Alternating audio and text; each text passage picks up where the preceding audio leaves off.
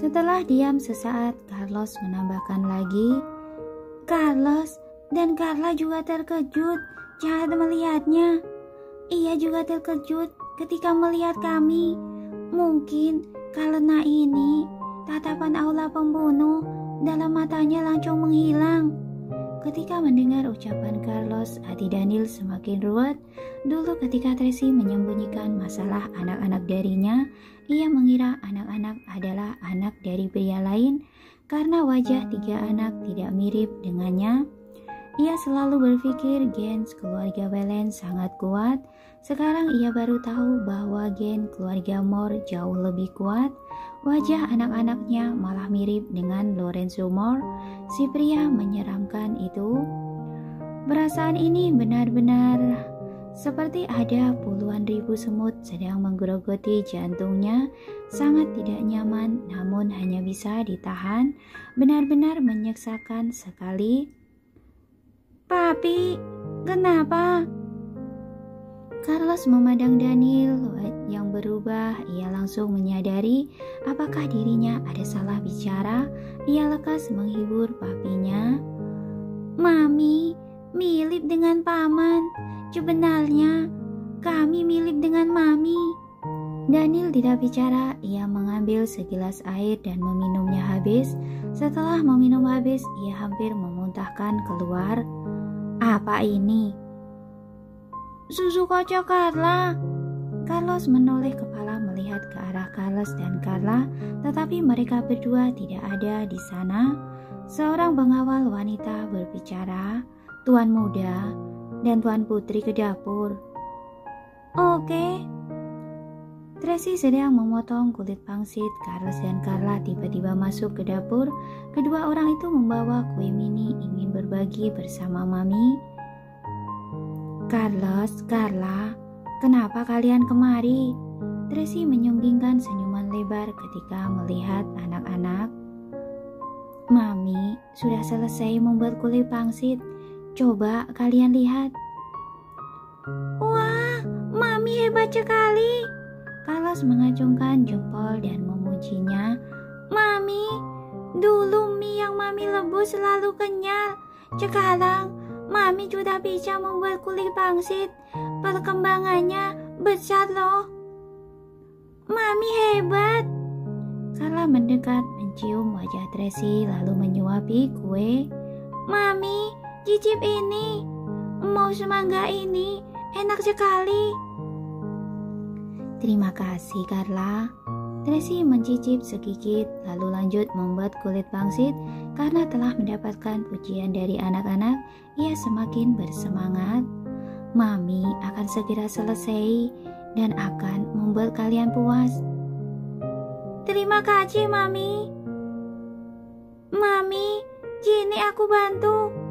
Carlos telah selesai makan kue. Ia membantu Tracy memotong kulit pangsit. Haus sekali. Aku ingin minum air. Carla merasa sangat haus setelah menghabiskan kue. Ia melihat di samping ada secangkir teh, jadi ia bertanya, Mami, teh hitam lemon ini boleh ku minum? Coba cek panas atau tidak. Jika tidak panas, boleh minum. Tracy menginstruksikannya, tapi minum sedikit saja ya. Oke, Carla menjawab lalu menjinjitkan kakinya meraih teh hitam itu. Paula membantu mengambilkan cangkir itu dan membantu Carla minum. Carla benar-benar haus, ia menghabiskan setengah cangkir. Sudah, anak kecil tidak boleh minum terlalu banyak teh hitam. Tracy menoleh kepala menatapnya. Keluar, minum jus saja. Aku masih ingin minum. Kalau begitu, aku keluar dulu. Carla berlari keluar dengan kaki mungilnya. Paula mengikuti dari belakang melindunginya. Carlos, kamu juga keluar. Makan sedikit dulu, jangan kelaparan. Tracy berkata kepada Carlos, Mami akan segera membawa pangsit keluar. Oke, Carlos juga berjalan keluar. Di saat ini, Daniel menemukan mereka berdua dan bertanya, Carlos, Carla, Kalian juga ingin tinggal di tempat Mami atau ingin pulang bersama Papi? Carlos dan Carla saling memandang lalu menoleh ke arah dapur. Mereka tidak berani menjawab. Utarakan saja pemikiran kalian, tidak apa-apa. Daniel berjongkok menggendong dua anak. Aku ingin pulang, tapi aku tidak rela meninggalkan Mami. Carlos tampak kesulitan. Aku juga. Carla mengerutkan bibir, ia agak kesulitan. Papi, bolehkah aku membawa Mami pulang? Papi juga ingin Mami pulang, tapi takutnya Mami tidak setuju. Daniel mencubit pipi Carla dan berkata dengan lembut, Papi sudah berdiskusi dengan Carlos. Ia menyarankan kamu dan Carlos pulang bersama Papi dulu. Ia akan tinggal menemani Mami. Menurut kalian bagaimana? Raut wajah Carlos tampak kesulitan. Tapi jika begitu kami tidak bisa bertemu Mami. Kak Carlos juga tidak bisa bertemu Papi. Papi, bujuk Mami ya, biar Mami bisa pulang bersama kita. Mata Carla memerah, begitu kepikiran ia akan segera berpisah dengan Mami. Papi sedang membujuknya, cepat atau lambat, suatu hari Mami pasti pulang, tapi ini membutuhkan sedikit waktu. Daniel memeluk Carla dengan lembut. Carlos, Carla. Di saat ini Carlos berjalan mendekat dan berbicara dengan nada rendah. Kalian pulang dengan Papi dulu. Jika ingin bertemu Mami, Mami tetap bisa bertemu kalian. Baru nanti kita cari cara lagi agar Mami bisa kembali ke rumah. Ternyata begitu. Carlos tiba-tiba paham. Kakak menjaga Mami di sana. Di saat bersamaan juga dapat berkoordinasi dengan kita. Kedua sisi sama-sama berjuang membujuk Mami pulang. Benar begitu. Carlos menganggukkan kepala. Mulai hari ini, rencana menemukan Mami berubah menjadi rencana membawa Mami pulang. Tim investigasi Tio harus lanjut berjuang. Setelah bicara, Carlos mengulurkan tangannya. Carlos dan Carla lekas ikut mengulurkan tangan, menumpukan tangan bersama. Roxy juga terbang kemari meletakkan kakinya di atas punggung tangan mereka. Ia mengepakkan sayap dengan antusias. Misi ini membangkitkan daya juang mereka lagi. Papi, aku ikut Papi pulang. Dalam sekejap, Carlos merasakan dirinya sedang memikul tugas tanggung jawab yang berat. Ia menjadi antusias dalam seketika. Aku juga pulang dengan Papi. Carla buru-buru mengungkapkan. Tapi Papi harus berkoordinasi dengan kami dengan baik, ya. Harus bersama-sama membujuk Mami pulang ke rumah. Itu pasti. Daniel juga meletakkan tangan besarnya di atas tangan mereka yang mungil. Tambahkan Papi ke dalam rencana membawa Mami pulang. Carlos tertawa terbahak-bahak. Kedepannya Papi juga anggota dari tim investigasi Tio kita. Papi sungguh menggemaskan. Carla merangkul leher Daniel dan mencium pipinya. Sudah, ayo makan dulu. Daniel menggendong kedua anak dan meletakkan mereka di atas kursi. Lalu ia menoleh hendak menggendong Carlos. Carlos menjawab dengan cuek. Aku sudah besar, tidak perlu digendong Papi. Baiklah. Daniel menepuk-nepuk kepalanya. Kalian makan baik-baik. Papi kembali ke kantor dulu. Tidak menemani kakek Johnson dan Bibi Victoria makan. Carlos menaikkan alisnya. Sudah tidak sempat. Daniel melihat jam tangan dan berkata kepada 3 anak, "Sekarang Mami tidak mendengarkan Papi. Nanti kalian sendiri yang bilang pada Mami bahwa kalian ingin pulang. Papi akan minta Paman Rian tinggal di sini untuk mengantarkan kalian pulang."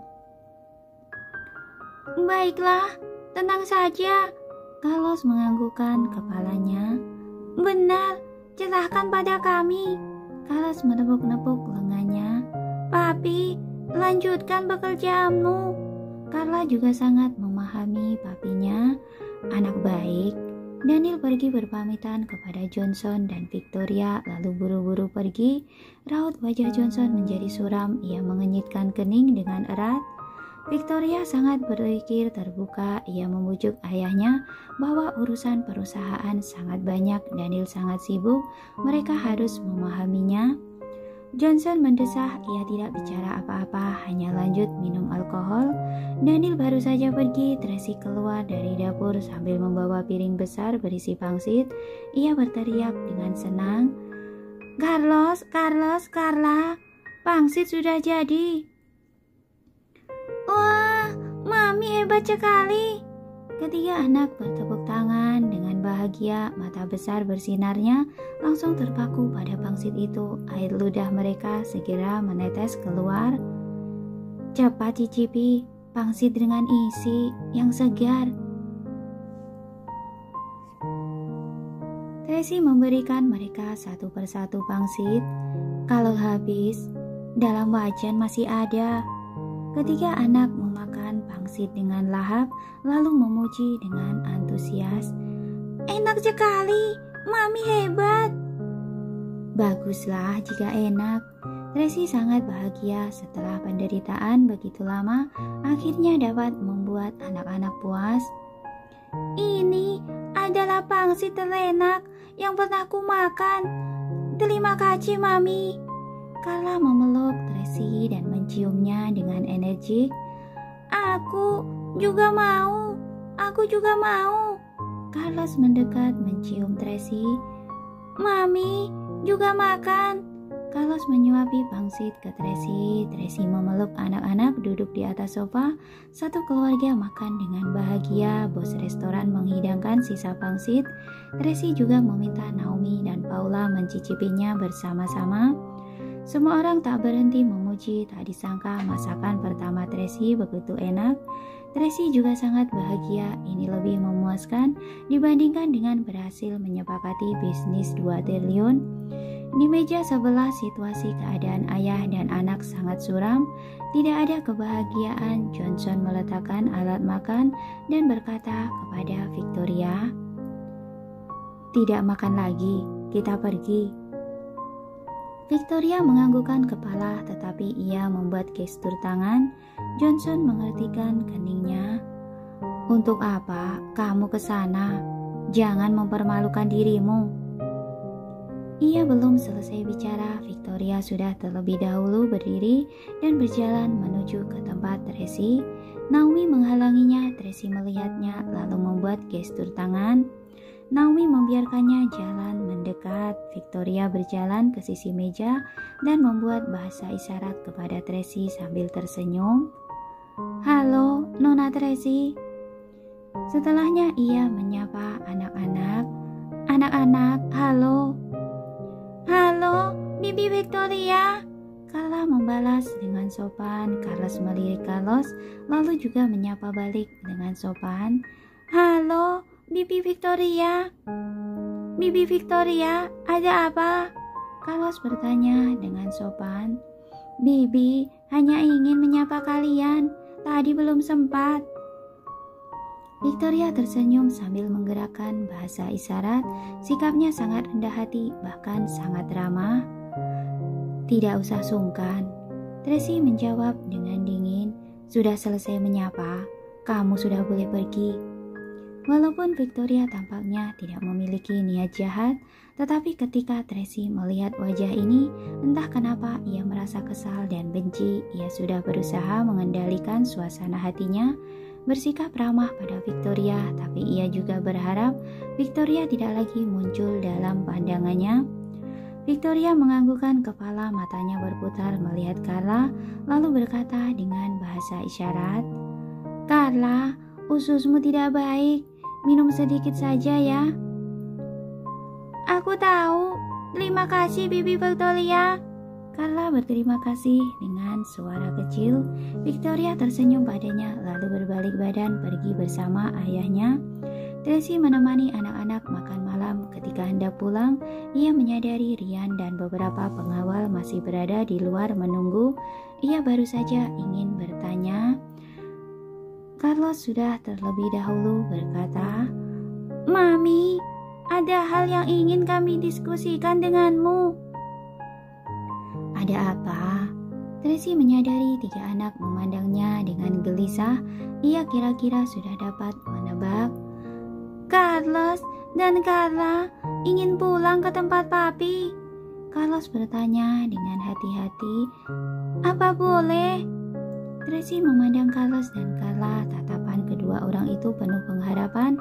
Hatinya terasa sedih. Jika orang lain yang mengatakan hal ini, ia pasti tidak akan melepaskan mereka. Tetapi anak-anak yang mengatakan langsung, ia tidak tega untuk menolaknya. "Mami, Carla tidak rela berpisah dengan Mami. Mami pulang bersama kami ya." Carla menarik tangan Tracy, memandangnya dengan mata berair. "Mami juga tidak rela berpisah dengan kalian." Tracy memeluk Carla. "Tapi di sana bukan rumah Mami. Mami tidak bisa ke sana. Jika kalian ingin pulang, Mami tidak akan melarang." "Mami, aku tidak pulang. Aku akan tinggal bersama Mami." Carlos lekas berkata, "Biarkan mereka berdua pulang." "Kamu tidak takut pada paman?" Tracy sangat terkejut.